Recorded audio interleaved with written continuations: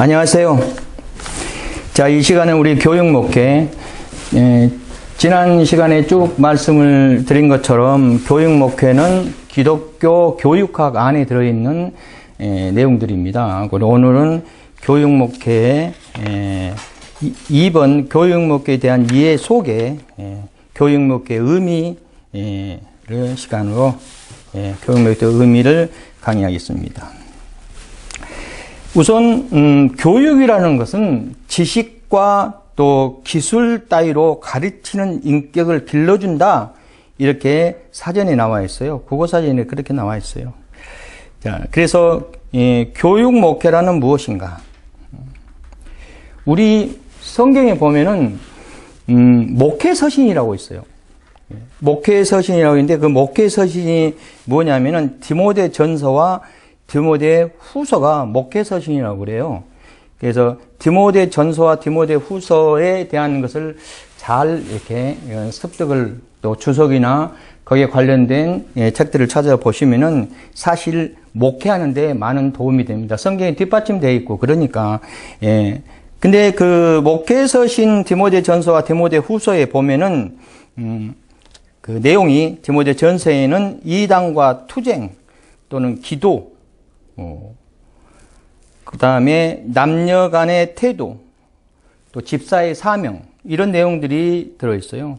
후서에 보면은 하나님의 은혜, 복음을 위한 인내, 전도사의 직분 또는 교훈, 이런 것들이 포함되어 있습니다. 그래서 교육 목회를 공부하면서 필요한 성경에 있는 내용들이 무엇인가 하면은 바로 목회서신인 디모데 전서와 디모데 후서를 참조하시면 됩니다. 이에 대해서 교육 목회가 의미하고 있는 개념적인 요소를 중심으로 오늘 강의를 살펴보고자 합니다. 교육 목회는 정통적인 교회 교육의 틀을 벗어나야 된다. 교회의 교회 활동의 범위를 시대에 따라서 변천되어 왔다. 그만큼 교회에서 교육을 통해서 많은 것을 변화와 있죠. 지금 21세기 와서 우리 교회가 교육적인 면에서 많이 세상적인 문화에 뒤처져 있다 합니다. 그래서 연구를 많이 해야 돼요. 거기에 대한 프로그램을 많이 연구해서 학생들, 청소년들한테 많은 것을 제시해야 됩니다. 그러나 이 세상적인 문화가 발전해서 우리 교회의 교육적인 면이 뒤따라가지 못해요. 얘들이 교회 와가지고 장로님 아들이나 집사님 아들 오면은 예배 안 드리면 야단 맞으니까 와갖고 꾸벅꾸벅 졸다가 끝나자마자 집에 가서 뭐를 하는지 아십니까? 게임이에요, 게임. 이게 문제라니까요. 옛날에 우리 교회 다닐 때만, 지난 강의실도 그렇게 이야기했죠. 우리 옛날 교회 다닐 때도 그렇지 않았어요. 옛날 우리 교회 다닐 때는 교회에 가야 재미있었어. 그때는 남녀가 같이 있으면 안 되는 시대잖아요. 우리 때는. 그래가지고 교회 가야 이 학생들하고 같이 있으니까 탁구도 치고 땀 흘리고 시큰 땀 흘리고 나오면 아주 속이 후련할 정도로 그렇게 커왔어요. 그러나 지금은 애들이 한쪽에 구석대기에 앉아갖고 뭔만 하는지 아십니까? 핸드폰만 보고 애들이 고립되고 있어요. 애들을 교육을 시켜보면은 무슨 이야기를 하냐면은 목사님이 그래서 야, 이것은 이렇다 그러면 애들이 뭐라 하는지 아세요? 에이, 그래. 세대 차이가 난다는 이야기죠. 그래서 왜 그러냐? 그럼 핸드폰 속에 다 들어있는데 목사님 엉뚱한 이야기 한다 이거지. 커뮤니케이션이 안 됩니다. 교육이 안 돼. 근데 우리는 확실한 답이 있어요. 우리는 무슨 확실한 답이 있냐면은 우리는 성경 속에 있는 하나님의 놀라운 사건들을 우리는 가지고 있어요. 세상의 모든 문제는 지난 시간에 이야기한 것처럼 세상 모든 문제는 답이 있다. 답이 있는 것입니다. 성령님께서 역사하시고 하나님의 역사하시는데 세상 문화, 세상의 사탄마귀가 이길 수가 있어요? 못 이깁니다. 그런 마인드로 나아가야죠. 자신감을 가지고 나아가야죠. 그래야만이 가능합니다. 그러지 않고 문화 속에 찌들려서 쫓아가면은 아무것도 못합니다. 우리는 성령께서 역사하는 것을 동원해야 돼요. 우리 힘대로 되는 것이 아닙니다. 쉽게 말해서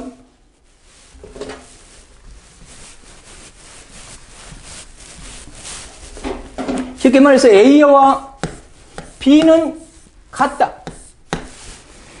A와 B는 같다고 이야기를 해야 돼요. 우리는. 세상 속으로 생각했을 때 A하고 B는 틀리죠. 글자부터 틀려, 글자부터. 예, 글자부터 틀립니다. 같을 수가 없어요. 그러나 우리는요, A는 B고 B는 A다 할 수 있어요. 공동체 안에서. 그래서 A가 생각할 때 B를 받아들여야 돼요. 예, 내 마음을 비우고 그를 안아야 돼요.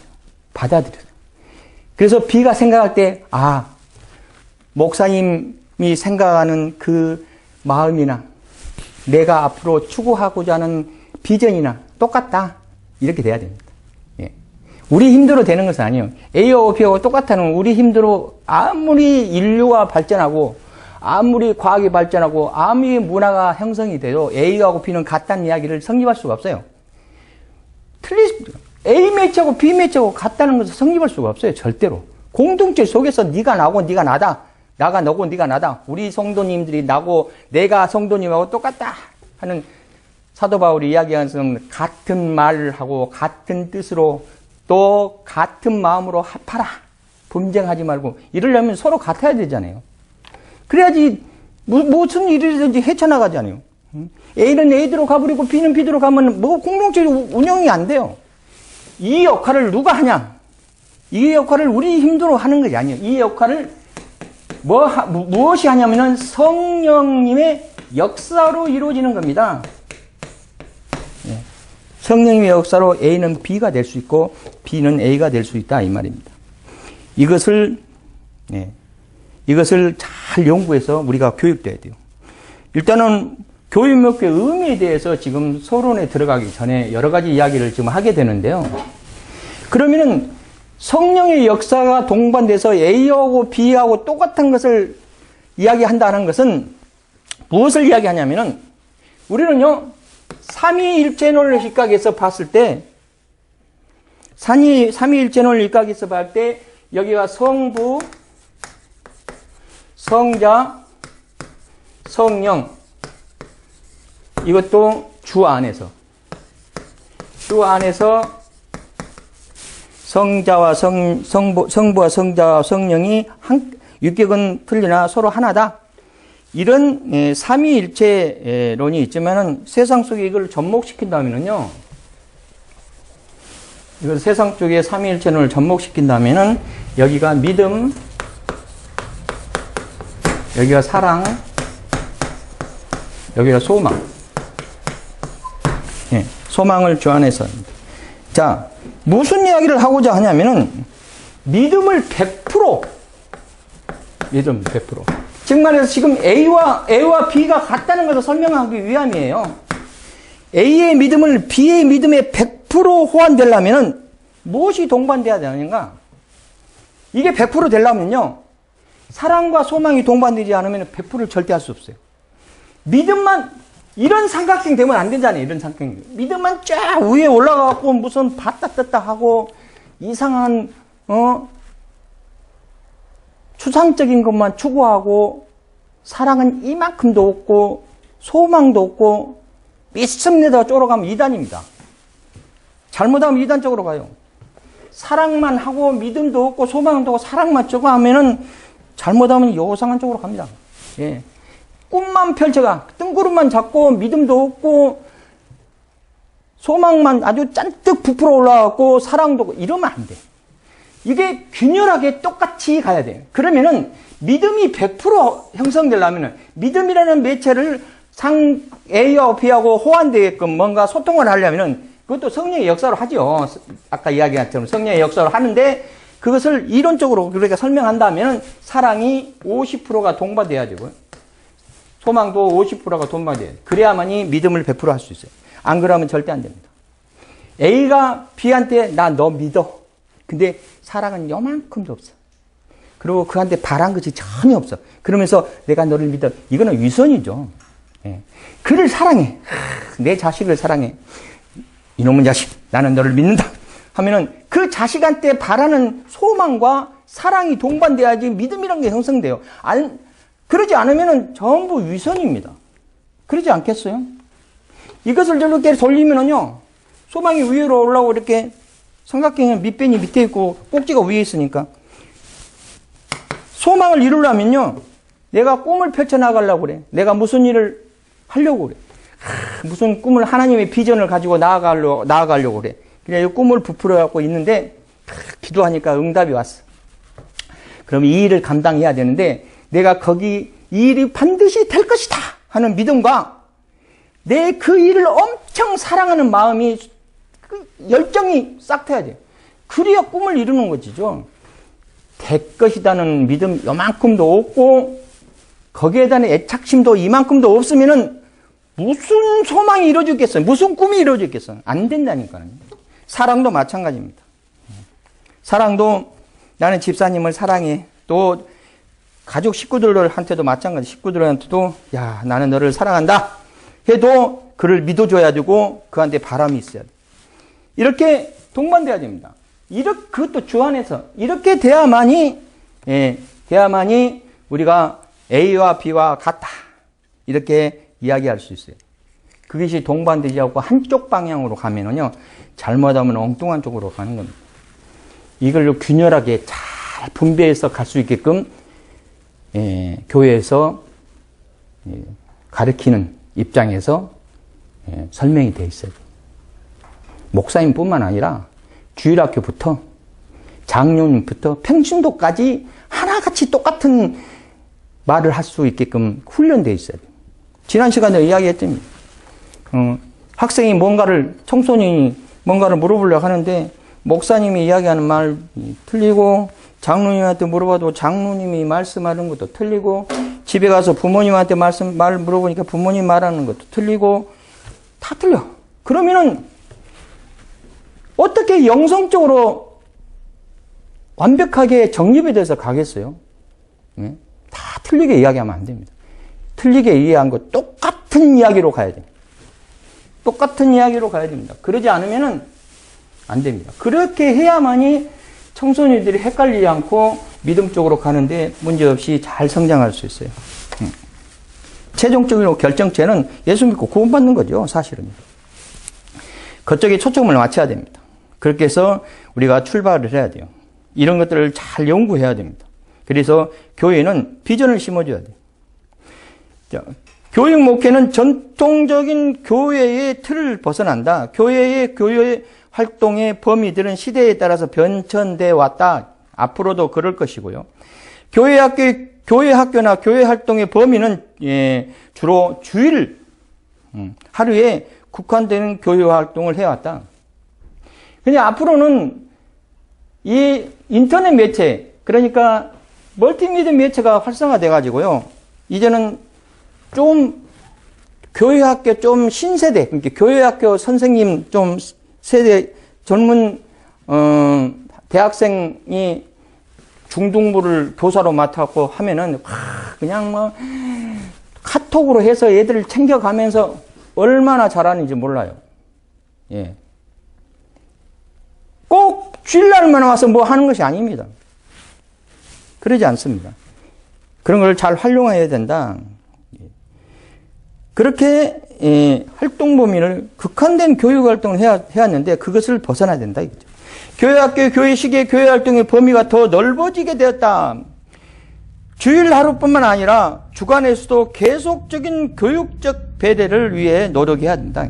또한 교육 대상의 범위도 확대되어서 요새는 초등학생, 주일학교, 중고등부 이쪽으로만 제한하지 말고 작년부부터 시작돼야 돼요. 장로님부터 시작돼요. 장로님 정도 되면은요, 최소한 교리 정도는 꿰뚫고 있어야 돼요. 교리 정도는 꿰뚫고 있어야 돼요. 교리적인 것이 명확하게 꿰뚫고 있지 않으니까 믿음이 아주 없어가지고, 확신이 없어가지고, 장로님 된 정도 되면은 이단 속으로 빠져들지 않죠. 그 정도 되면은 벌써 장로 고시란 것이 있어요. 장로 고시를 쳐야 돼. 근데 장로, 그 교회 안에서만 이렇게 교시 하지만은 장로 시험 쳐야 됩니다. 그리고, 장로를 채택받게끔 투표해야 되고, 투표해서 과반수 이상, 나와야 되고요. 조건이 까다로워요. 장로 되는 것도요. 예. 큰 교회는, 순복음교회는 금전적인 뒷받침도 필요하다, 이렇게 그러는데, 그런 것까지는 갈 필요 없고요. 장로님 정도 하면은, 최소한 교리 정도는 파헤치고 있어요. 쉽게 말해서, 조직 신학 정도는 하셔야 된다, 이 말입니다. 교육돼야 된다, 이거예요. 예. 그래, 좀, 장로님들 가만히 이렇게 모여 앉혀놓고 교육을 해보면요. 어떻게 보면은 평신도보다 더 못한 경우도 있어요, 사실은. 이건 문제입니다. 장로님부터 벌써 손발이 착착착 맞아야 돼요. 그러려면은 아까처럼 A와 B를 똑같게끔 훈련시켜야 돼요. 그래가지고 내 생각이 장로님 생각하고 똑같고, 장로님이 하고자 하는 생각이 내 생각하고 똑같고, 이렇게 돼서 서로 성령으로 하나 돼서 성령의 역사로 똑같이 가야 돼요. 그런데 장로님은 다른 생각하고 있고 목사님은 그냥 안 되니까 그냥 추궁만 하고 이런 식으로 가면은 교회가 제대로 되겠습니까? 안 되죠. 이런 것부터 서로 정립돼야 됩니다. 그래서 성리를 위한 교육적인 활동에 대해서도 어느 정도 우리가 관심을 갖고 나아가야 한다.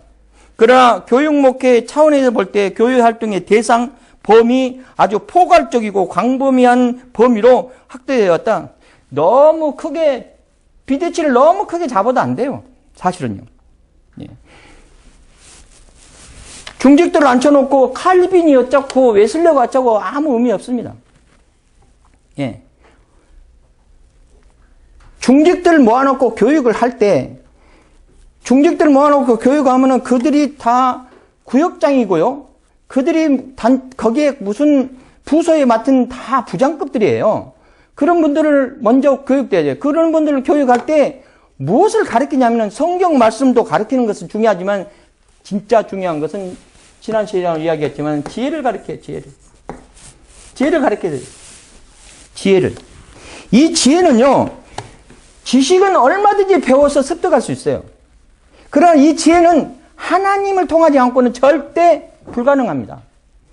특히 성경을 동반되지 않으면 지혜에 도달할 수 없어요. 지식은 공부하면 얼마든지 되죠. 그러나 믿음 생활하면서 지혜 갖고 생활하는 거 아닙니다. 예.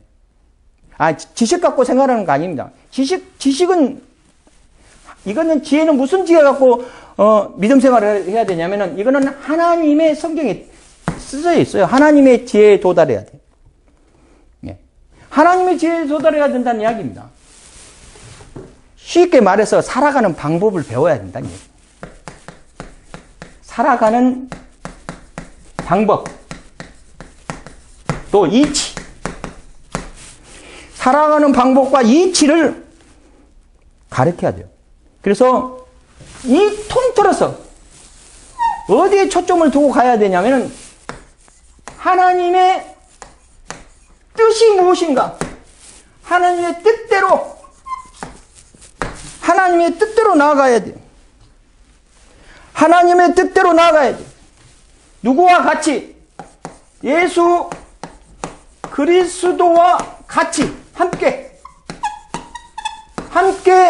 하나님의 뜻대로 가야 됩니다. 왜 예수 그리스도와 함께 가야 되냐면은 우리가 하나님의 뜻대로 가고자 할 때 문제가 발생돼요. 문제가. 왜? 아직까지는 세상 권세가 장악하고 있기 때문에 하나님의 뜻대로 가면은 뜻대로 가는 것만큼 사단이 잡아당겨. 그러면은 이 문제를 해결해야 돼. 이 문제를 해결해야만이 하나님의 지혜 속에 도달하고 살아가는 방법으로 이치를 깨닫고 정말 믿음적으로 살아갈 수 있는 것인데 하나님의 지혜에 도달하게끔 나아가려 하니까 하나님의 뜻대로 나아가려니까 세상 속에 있는 모든 불편함이 다 걸리게 되는 거예요. 그럼 우리 어떻게 해요? 우리는 기도해요. 예. 우리는 답을 가지고 있어요. 기도해요. 하나님 이 일을 감당케 하여 주시옵소서. 하나님의 지혜에 도달해서 살아가는 방법 중에서 믿음 생활을 굳건하게 해요. 하나님의 영광 속에 거하게 하시고 하나님의 뜻대로 행하여 많은 결실과 열매를 맺게 하여 주시옵소서. 이렇게 기도해요. 그러고 난 다음에 뭐 합니까? 예수 그리스도 이름으로 아멘 하는 것입니다. 예수 그리스도 이름으로 아멘 하지 않으면 아무 의미가 없어요. 성부, 성자, 성령 해도 필요가 없다니까. 예. 이걸 가르쳐야 돼, 이렇게. 학생들한테도 마찬가지예요. 살아가는 방법을 가르쳐. 너가 학생으로서 하나님의 뜻대로 살아가는 방법이 무엇인가를 깨달아라. 예, 그것입니다. 거기서 동반된 것이 성경이고 그게 하나님 지혜. 거기에 출발해. 거기서부터 출발해야 돼. 그래야만이 되는 것입니다. 하나님의 지혜는요. 지난 시간에도 이야기했지만은 목사님이 상담을 하면은 전부 교인들이 전문가들이에요. 뭐 건축업을 하든 뭐 의사든 뭐 상점을 하든 무슨 다 전문가들이에요. 전문가들이 와가지고 건축업을 하는 집사님이 와가지고 목사님 이 일을 어떻게 하면 좋겠습니까? 그러면 목사님 뭐 건축업에 대해서 알아요? 몰라요. 그래도 상담이 돼. 왜 된지 아십니까? 살아가는 방법을 가리키는 거예요. 이게 하나님의 뜻입니다. 이렇게 하면은 분명히 집사님이 하는 방향으로 갈 겁니다. 하고 하나님의 지혜를 가리키는 거예요. 의사가 와가지고 목사님 상담하겠습니다. 일을 어떻게, 그러면은 의학에 대해서 알아요? 몰라요, 목사님. 그래도 살아가는 방법을 가르칠 수 있어요. 살아가는 이치를 가르칠 수 있어요. 하나님의 뜻으로 향할 수 있는 방법을 가르칠 수 있는 겁니다. 그것이 영적인 세계입니다. 영성적으로 회복되게끔 목사님이 가르치는 거예요. 이게 일사천일로 장로부터 시작하고 평주도에서 저기 유치부에 있는 어린이까지 영성적으로 회복되게끔 일사천일로 딱 한 가닥으로 가르쳐야 돼. 다른 거로 가면 이단입니다. 한 가닥으로 딱 최종적인 결정체가 하나님의 뜻대로 가서 예수 믿고 구원받자는 거지. 거기서 다른 모양으로 출발되면 큰일 납니다. 거기에서 필요한 것이 성경이고 거기서 필요한 것이 하나님의 지혜며 거기서 필요한 것이 우리가 살아가는 방법이고 이치고 거기에 필요한 것이 은사가 동반되고 거기에 필요한 것이 여러 가지 교육적인 것이 동반되고 거기에 필요한 것이 기도가 동반되고 예수 그리스도 이름으로 아멘 하면서 나아가는 거죠. 그렇게 돼야 됩니다. 근데 그러지 않아. 이게 문제예요. 그러지 않아. 왜 그러지 않냐면 목사님이 기준치를 너무 높이 잡아가지고 성도들한테 닥달해서 안 됩니다. 기준치를 좀 내쳐놓고 성도님들이 그렇게 목사님처럼 생각하는 그런 분량들이 아니에요. 아기들 같아. 애들 같아. 애들 나죠. 닥달하면서. 아니 강대상 무게 올라와서 하나님의 말씀을 선포해야지 무슨 야단 설교 해버리고 뭐, 응? 공포 설교 해버리고 뭐, 응? 무슨 찍어갖고 이야기하고 그러면 안 되죠. 응? 그러면 안 됩니다. 그것을 뭐라 한지 알아요? 갑질한다고 그래. 갑질. 성도도 앞에서 목사가 갑질하고 있어. 예. 지난 시간에 이야기했습니다. 항상 복습을 하는 거예요. 복습은. 제 강의는요, 복습한 것이 중요합니다. 왜 그러냐면 그렇게 머릿속에 박혀야 돼. 계속 듣고 박혀야 돼. 갑질하는 갑질. 갑은 을과 관계성이 있어서 갑질이죠. 근데 이 갑이 앞에 뭐가 들어있냐면 꼴자도 들어있어요. 꼴갑질 하는 겁니다. 그렇게 되면 안 됩니다. 진짜 올바로 하나님 뜻에 합당한 모습으로 교육돼야 돼. 야, 이게 우리가 교육자의 강의 준비를 할 때요. 그 성도들이나 학생들이 물어와요. 뭐라고 물어봐요?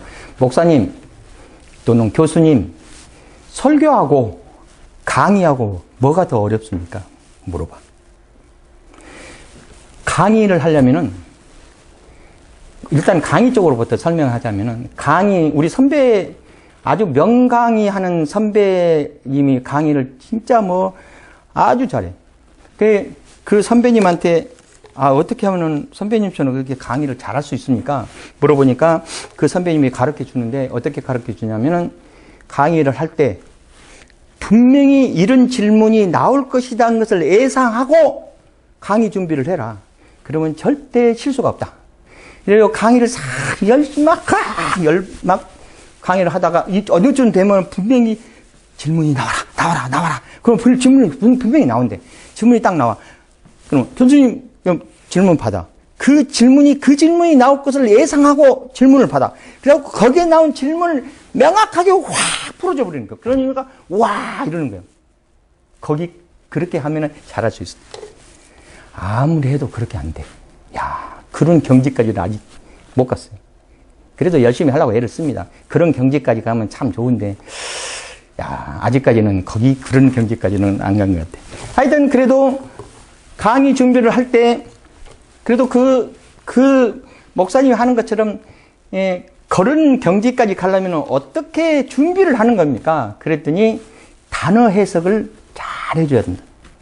교재에 나온 것, 성경 말씀은 해석할 필요가 없다. 왜? 성경 공부는 별도로 하는 거예요. 성경 공부를 가르치는 주경신학에 하는 교수님들 많이 있어요. 그분들이 헬라어, 히브리어 찾아가면서 하는 거, 그런 거 하지 말고, 너는 실전신학이니까 실전서에 나오는 교재, 예를 들어서 뭐 교육 목회라든가 또는 뭐 이런 광범위한 무슨 뭐 이런 그 교재 속에 있는 단어를 찾아서 단어를 국어사전에 찾아갖고 국어사전에 이온 단어 명락하고 그 밑에다가 주님이 바라볼 때 이 단어를 어떻게 해석할까 하는 단어하고 비추어서 설명을 해줘라.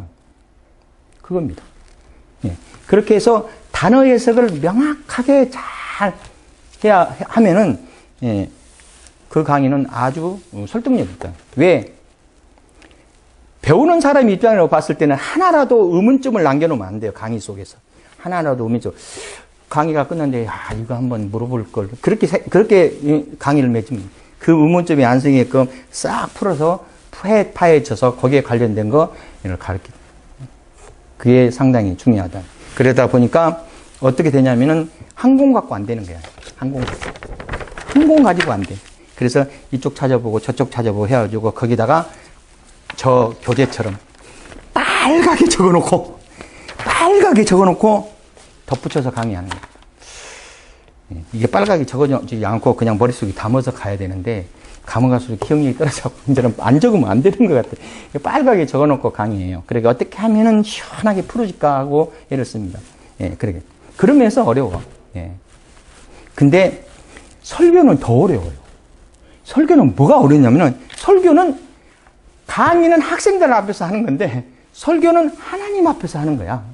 그래가지고 하나님이 어떻게 역사할지를 몰라. 지금 성령의 감동으로 내가 어떻게 지금 내 강의 준비를 설교 준비를 짠뜩 해왔는데 이대로 안 할 수도 있고 또 단어 하나 딱 읽었는데 그거 하나 갖고 1시간 정도 설교할 수도 있어.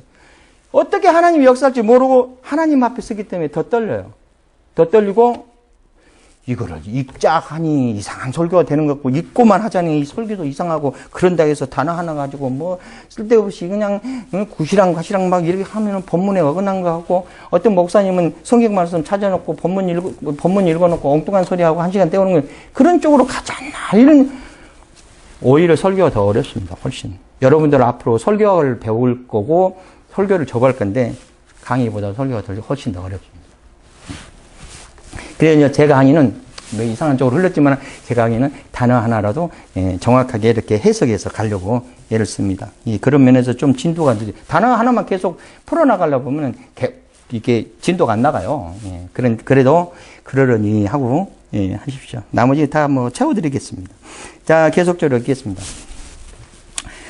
자, 그러면 목회의 교육 활동의 영역을 목회 비전을 미치고 있음을 시사해야 될 것이다 라고 봅니다.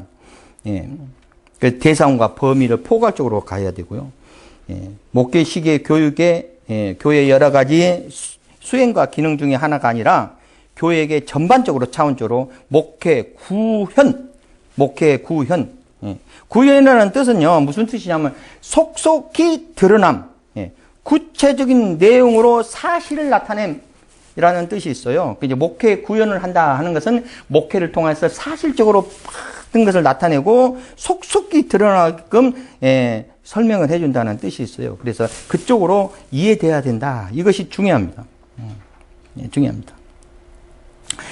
예, 김등력 교수는 교육 목회를 가르쳐서 목사의 목회적 기능을 교육적인 행하는 것으로 의미한다.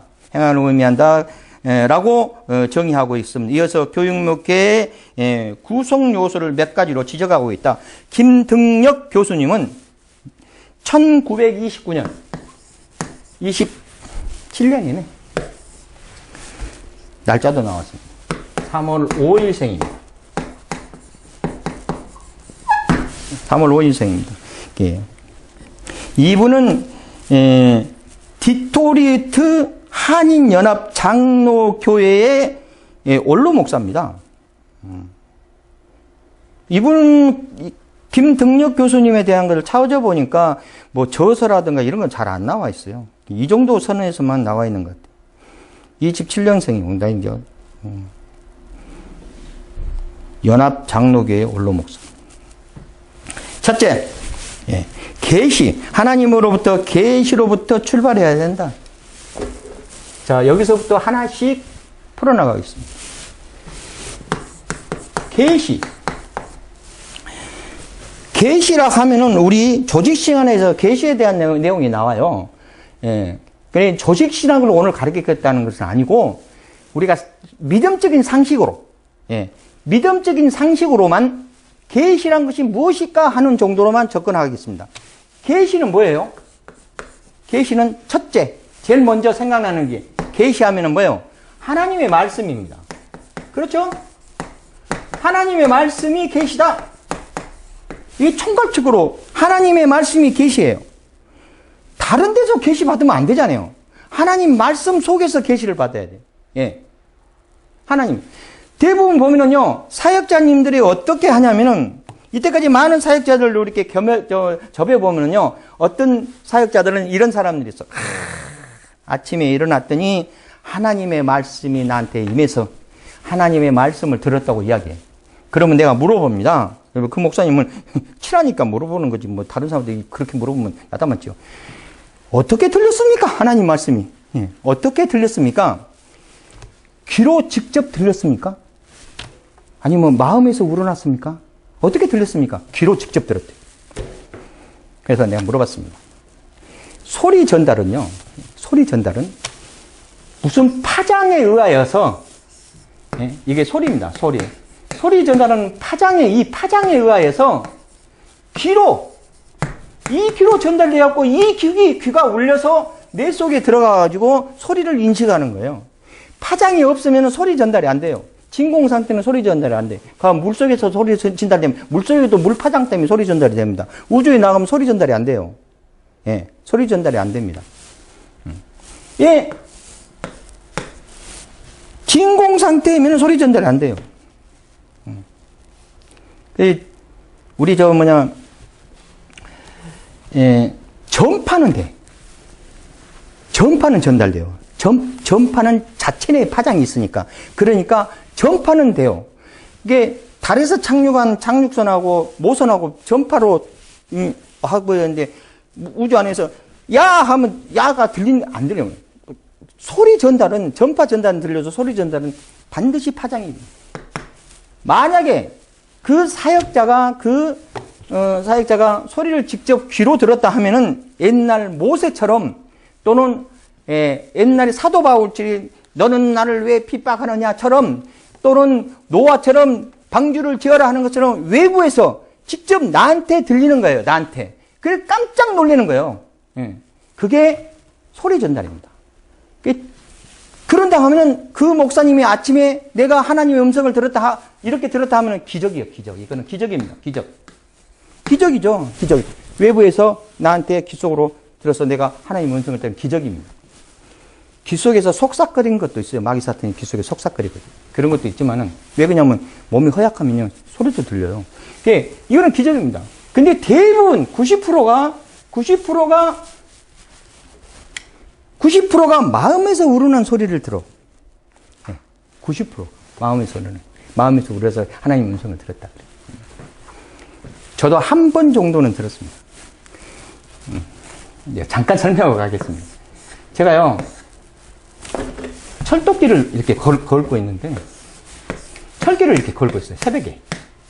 친구랑 같이 새벽에 찾기를 봤는데 나를 누가 불러. 내 이름을 불러. 그래서 깜짝 놀랐어요. 이건 나하고 의지에 대한 것이 하나도 없이 그냥 무택적으로 지금 걸어가고 있는데 소리가 들렸다는 거예요. 그러니까 막 기도해서 그래서 응답을 떨어지는 그런 소리가 아니고 그냥 내 이름이 불러. 깜짝, 야, 친구한테, 야, 누가 내 이름을 부르, 니 들리냐? 누가 우리를 부른다? 뭐 아무 소리도 안 들리는데 또 들려. 이상하다. 그래서 멈춰. 야, 멈추자. 혹시 기차 오는 소리가 아닐까? 예? 멈췄어요. 여기서 멈췄어요. 야, 혹시 기차 오는 소리 아니야? 기차 오는 소리를 내가 잘못 들었나? 하고 기차 오는 소리 하면 돼요. 캄캄한 새벽이니까. 그래서 여기서 철길에서 이만큼 내려왔어요. 여기는 길인데. 철길 내려서. 위험하니까. 기차 올 줄 모르는 위험하니까 내려서 여기 옆길로 이렇게 걸어가고 있는데 여기가 낭떠러지야, 이렇게. 여기가 철길이고. 하나님께서 나를 낭떠러지에 떨어지지 않게 하기 위해서 부른 것 같았어.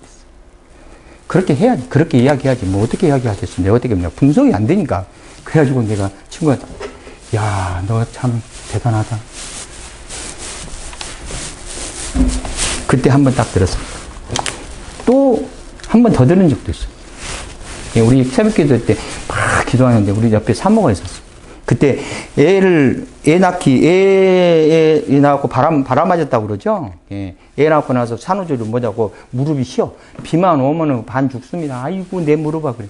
근데 그때 새벽 기도하는데 음성이 딱, 손을 사모 무릎에다 올려라.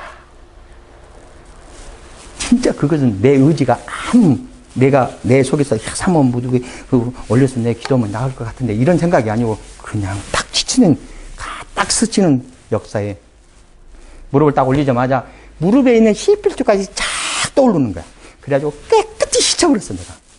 그 뒤로부터 무릎 쉬단 말을 안 해요. 2번 들은 것 같아. 나는 조금 들은 겁니다. 다른 목사님이나 다른 분들 이야기 들어보면요. 그냥 그런 사례들이, 그런 성령의 역사의 사례들이 엄청나게 많아. 이 속으로 우러난 말고, 집중으로 다른 목사님은 뭐라고 하냐. 야, 뒤통수를 진짜 하마로 때리는 것처럼 들려. 니는 가볍게 들리는 거야. 이런 목사님들도 있어. 좌우간 그렇습니다. 지금도 성령님께서 역사하신다는 거죠. 예. 그래서 우리 계시에 대해서 하나님이 말씀이다. 라고 봅니다. 그래서 성경에서 보면은 하나님의 말씀이 이제 계시라고 이야기하고요. 특별하게 우리한테 주시는 하나님의 말씀들, 계시에 대한 자료를 조금 살펴보면요. 뭐가 있냐면 일반 계시와 그 다음에 특별 계시가 있습니다.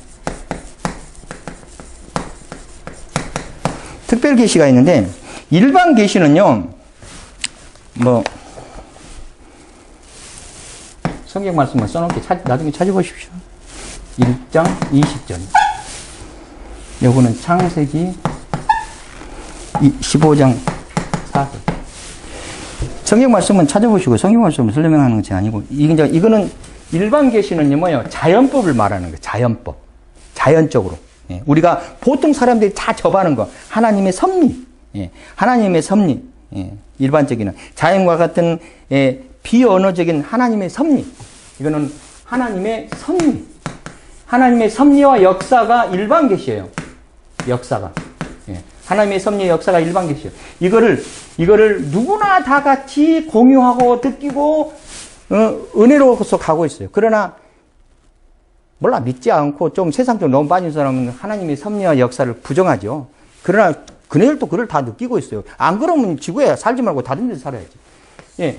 그런데 특별 계시라는 것은 뭐냐면은 이것은 개개인적으로 특별하게 영적으로 개개인적으로 특별하게 계시는. 그래서 성경의 저자들은 다 영적으로 특별하게 하나님께서 임해서 불러서 특별 계시를 통해서 성경 말씀을 쓰게 된 거죠. 그게 특별 계시예요. 이렇게 우리는 신학적으로 이야기하고 있습니다. 근데 이제 우리가 보통 이건 이제 이론적인 거고요. 우리가 보통 보면은요, 내 영이 내 자신을 다스려. 내 영이, 내가 가지고 있는 영이 내 자신을 컨트롤해요. 우리만 그래. 인간만 그래. 짐승들은 안 그래. 내 영이 내 자신을 컨트롤하는데 이 영 속에 마음이 있고요. 생각이 있고 행동이 있어요. 몸이 있어요. 행동. 몸이 있어요. 이렇게 몸이 있어요. 몸이 있는데 이 행동과 몸들이 해서 내 자신이 영이 내 마음을 컨트롤하고 마음이 생각을 컨트롤하고 생각이 행동을 컨트롤해서 많은 결실과 열매를 맺어요. 이 열매를 맺습니다. 열매를 맺는데 결실과 열매를 맺어요. 이게 이렇게 가지고 그 결실을 또 하나님께 영광으로 올리면은 영광으로 가면 하나님께서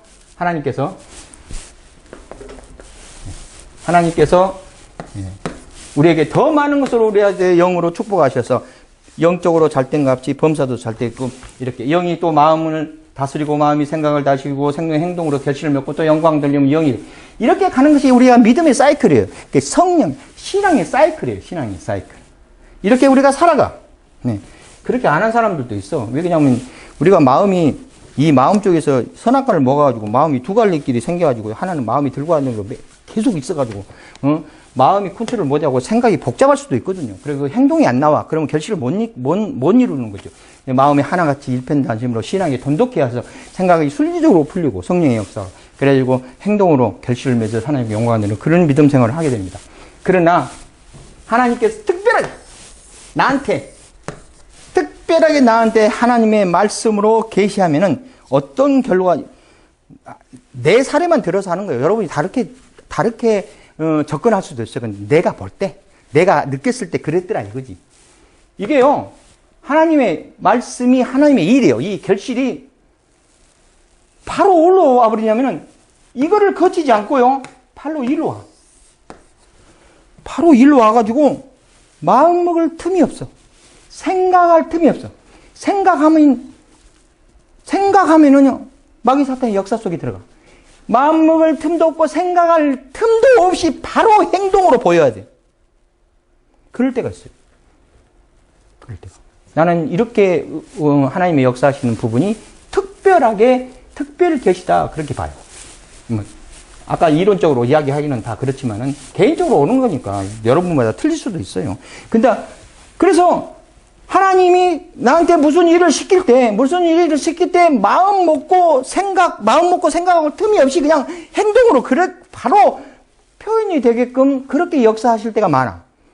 그래 우리는 믿음을 거울이라고 그래. 그래서 거울이에요. 바로 비추면 바로 반사돼야 돼요.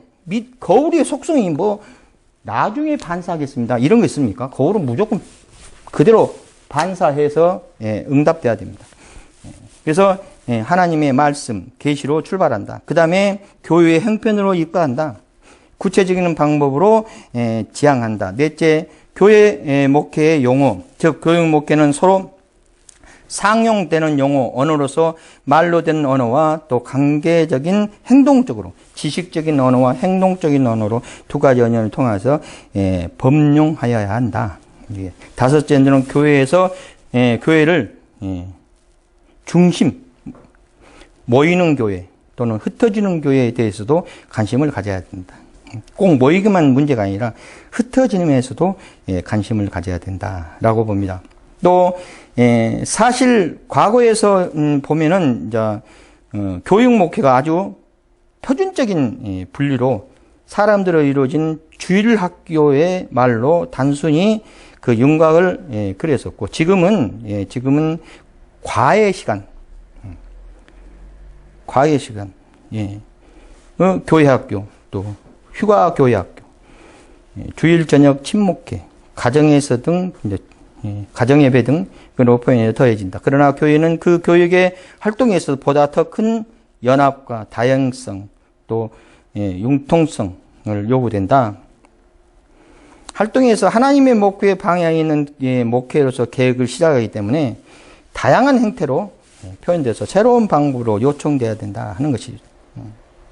이런 것들이 이제 김등력 교수님이 교회 목회 중에서 단 내용입니다. 다음 페이지로 넘어가면은 이런 견지에서 미국 감리교회 교육국에서 펴낸 교육의 지침서는 일반적이고 포괄적인 요소로 진설하고 있다. 이렇게 봅니다. 이게 지금 8가지 종으로 나와 있는데, 보겠습니다. 첫째, 교육 목표는 목회이다. 교육 목표는 자연적으로 발달한다. 교육 목표는 전인을 위한 것이다. 전인은 그는 지성들의 모두 갖춘 사람들을 위한 것이다 하는 것이죠. 교육 목표는 모든 사실을 위한 것이다. 교육 목표는 평신도의 선교를 위해서 무장하게 한다. 교육 목표는 전체 활동들이 목회이다. 교육 목표는 에큐메니컬, 에큐메니컬을 목회이다. 에큐메니컬은 뭐냐면 통합됐다는 이야기예요. 교회가 연합되었다는 이야기죠. 교회의 목회는 체계적으로 연구를 강조한다. 교육 목회에 대해서 이러한 분명한 이론들은 교육 목회에 이해하는 데 있어서 중요한 요소가 되어야 하고, 교육 목회의 구현항에 있어서 중거가 되어야 된다. 표준이 되어야 된다 이 말이에요.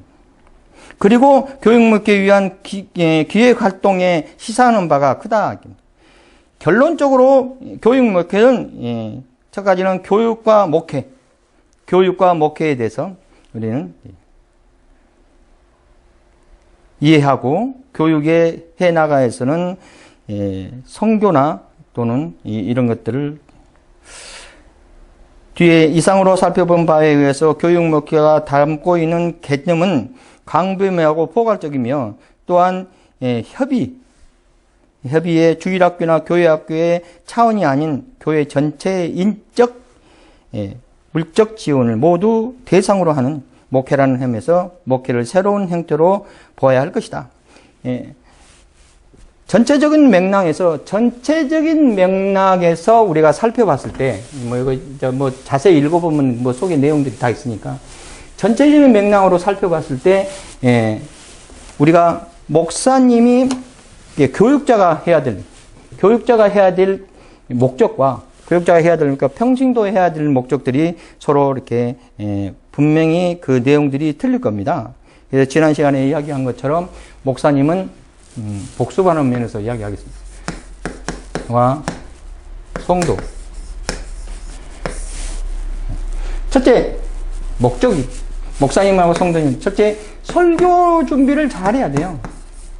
지난번에 강의하다가 조금 덜해서 마지막에 설교 준비를 잘 해야 돼요. 설교가 여러 가지 말씀 설교, 제목 설교, 강해 설교, 여러 가지 설교 패턴들이 많이 있어요. 말씀 설교는 주석을 살펴봐야 되고, 교리 설교는 조직 신학을 연구해야 되고, 또는 강해 설교는 각 신학적인 자료를 뒷받침해서 가야 되고, 이런 것들이 있어요. 설교 준비를 잘해야 돼, 목사는. 그렇게 돼야 되죠. 그 다음에, 조직. 정말에서 목회를 잘해야 돼요. 그리고 그 다음에 비전을 심어줘야 돼요. 여기서 목회에서는 조직에 대한 것들을 잘 구성해서 잘 헤쳐나가야 돼요. 목회를 잘 하셔야 돼요. 설교도 잘하고 목회도 잘해야지, 목사는. 그리고 비전을 심어줘야 돼요. 성도들은 예배를 충실하게 잘 드려야 돼요. 그 다음에 봉사를, 그리고 침묵을 잘해야 됩니다.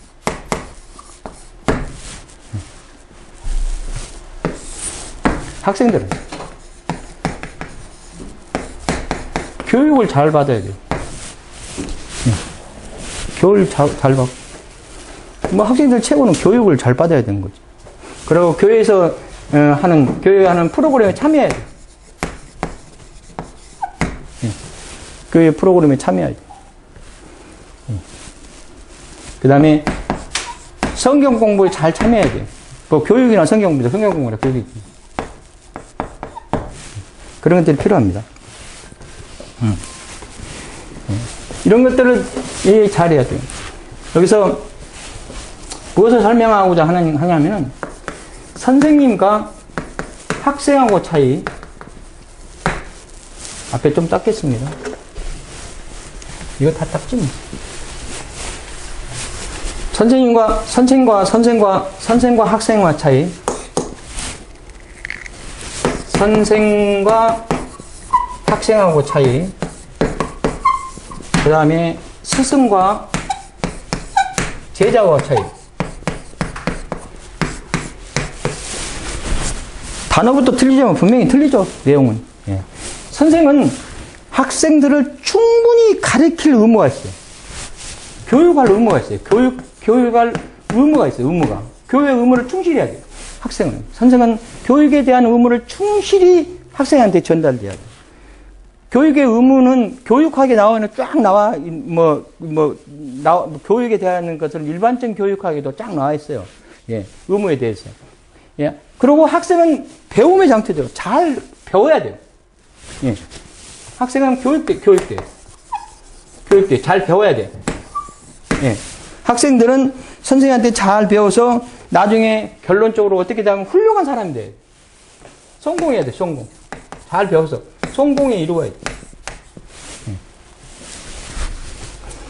선생의 본분을 잘하기 교육의 의무로 선생은 잘 전달돼야 돼. 스승은 어떻게 해요? 스승도 잘 교육의 의무대로 가야 됩니까? 선생하고 스승하고는 좀 틀리죠. 스승은 뭐냐면, 이 스승은 제자의 책임이 있어야 돼요. 책임이. 제자들의 책임을 져야 돼요. 스승은 제자의 책임을 져야죠. 선생님은 가르치기만 하면 끝나. 가르치면 하면은 끝나. 물론 그 선생과 학생 사이에도 더 돈독히 돼갖고 결국은 스승과 제자 사이로 발전한 사례들이 많이 있지만은 보편적으로 봤을 때 선생은 학생들한테 잘 가르치는 의무가 있고 그 정도로 끝나. 책임지지는 않아요. 지들이 알아서 커가는 거지.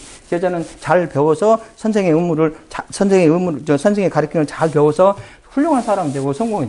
스승은 그러지 않아. 스승은 제자의 책임을 져야 돼. 평생 동안 제자의 책임을 져야 돼. 예. 책임을 져야 돼. 그래서 제사 삼은. 제자는 선생의 업을 이어가야 돼. 선생의 맥을 이어가야 돼. 선생의 맥을 이어가야 돼. 선생의 이름을 더럽히지 않게 선생의 맥을 이어가야 돼. 그래야 제자가 되는 거예요. 선생이 세상에 없어지면은 그 제자가 그 맥을 이어서 또 제자를 양성해갖고 그 맥을 쭉 그 지식에 대한 맥을 계속 이어가는 것이 제자예요. 제자의 신분이에요. 예. 선생의 이름을 돋보이게 해야 돼. 그냥 배우고 마는 것이 아니에요. 스승은 제자들을 양성해서 나를 이어가게끔, 나의 맥을 이어가게끔 책임을 져야 돼. 이게 이제 스승과 제자 차이예요. 예. 그게 스승과 제자 차이인데, 제가 옛날에 한 가지만 사례로 하고 마치겠습니다. 제가 옛날에요, 음악을 하는 사람이니까, 우리나라의 유명한